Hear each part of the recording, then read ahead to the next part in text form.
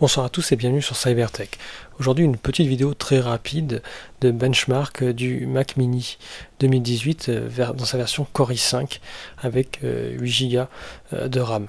Alors c'est juste parce que Cinebench 20 vient de sortir et du coup c'était l'occasion de tester à nouveau ce Mac Mini et d'en évaluer ses performances pour ceux que ça pourrait intéresser. Donc une vidéo très rapide cette fois, pas un test approfondi. J'essaierai de faire un test approfondi mais en ce moment je suis en plein dans des concours donc j'ai pas trop le temps de le faire, mais en tous les cas ce Mac Mini au quotidien est une machine très agréable. Alors les benchmarks bien sûr ça ne donne qu'une indication un peu de la puissance de calcul brute sur un type de sur un type de rendu, etc.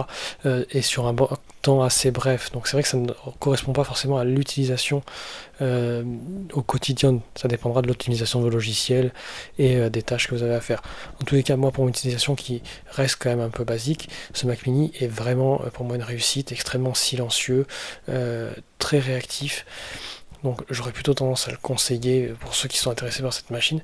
Alors on voit ici que on stabilise finalement à des températures aux alentours de quasiment 100 degrés, donc ça par contre c'est très chaud.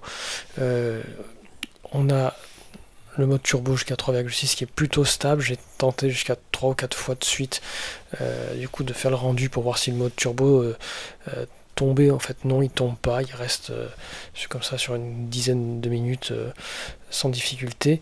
Alors accélérons un peu ce test pour passer directement vers les résultats.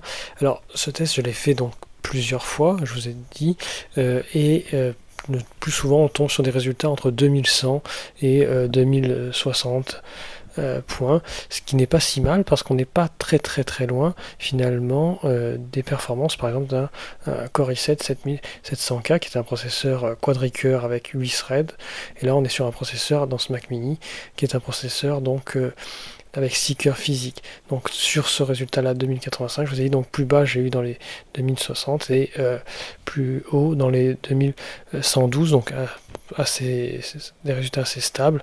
Alors si on va comparer avec d'autres processeurs, donc en allant sur le site de Mac Génération par exemple, ils ont testé eux sous ce benchmark le Core i7, le Mac Mini Core i7, et ça donne des résultats un peu supérieurs, et là supérieurs au Core i7 7700K puisqu'on est à 2527 de score. Alors voilà, on est terminé pour cette vidéo. Donc ça reste des benchmarks, c'est pas forcément, ça traduit pas forcément les performances sur chacun des logiciels que vous utilisez, ça dépend de l'optimisation. Mais en tout cas, ça donne une idée de la puissance de calcul. J'espère vous revoir assez rapidement sur Cybertech. N'hésitez pas à me faire part de vos remarques et à bientôt.